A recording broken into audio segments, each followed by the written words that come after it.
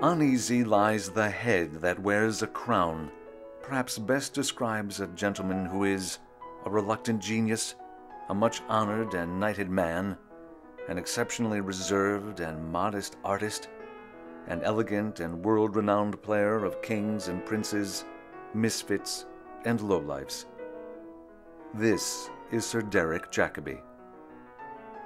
Not long after he was born in Leytonstone, East London, on October 22, 1938, Derek George Jacobi wanted to act. Not an especially self-confident child, Derek was more at home in the world of imagination. He was an integral part of the drama club, and since he attended an all-boys school, he had to play the female parts until his voice broke. He earned a full scholarship to Cambridge.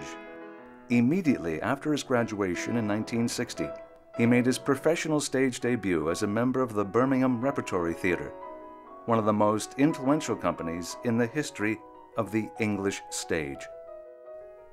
On stage, he felt in command. He felt alive. For 3 years, the Rep served as his creative home. While there, his portrayal of Henry VIII caught the eye of Sir Laurence Olivier, who invited him to become one of the 8 founding members of the new National Theatre in London. Derek was the youngest among the ranks of Michael Redgrave, John Gielgud, Albert Finney, and Maggie Smith.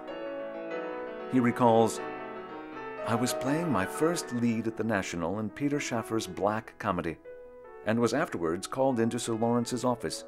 He said, 'You're doing very well, but your curtain call is appalling. Until you get it right, you'll never be the actor you think you are.'" Derek's ego never got in the way of his unwavering respect for the play and the playwright. At home on stage as Cyrano or Hamlet, his impeccable skill gave him the ability to operate at full power, and always in disguise. After 8 years at the National Theatre, Derek left to pursue different roles and different mediums, including the BBC productions of Richard II and Hamlet, and his 1980 Broadway debut in The Suicide. Derek has played Hamlet almost 400 times in 5 different productions, one with the first Western theater to perform in China. Characteristically, he dismisses the view of critics who proclaim his stage performance as the definitive Hamlet of his generation. It was not the pursuit of acting that was so difficult, but accepting the acclaim that followed. "When you become successful and acquire a reputation," Derek said, "people's perceptions of you change, and the expectations are greater." Fearful that he couldn't live up to the praise, he was suddenly afflicted by a severe attack of stage fright. It was not until Shirley MacLaine inspired him to turn round and face it that he returned to the stage after a 2.5-year hiatus. Then, in 1982, Jacobi was invited into the Royal Shakespeare Company, where he accepted the demanding roles of Benedict, Prospero, Peer Gynt, and Cyrano.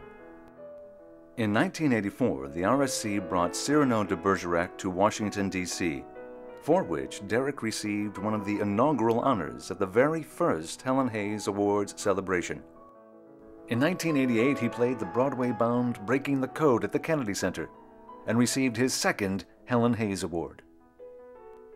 Early in his career, Derek was concerned that he might be typecast as posh, a limited classical sort of actor. So, not one to be stereotyped, he fearlessly portrayed contemporary characters and their more unappealing aspects, their great flaws, their eccentricities, their brilliant pain, and their primal torment.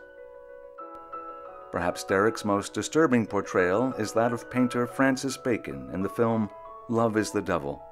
He imbued the often despicable Bacon with a sense of loneliness and frustration.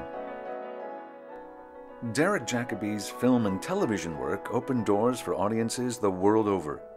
Dead Again, The Day of the Jackal, Hamlet, The Odessa Files, Gladiator, and Gosford Park are but a few of his 34 films.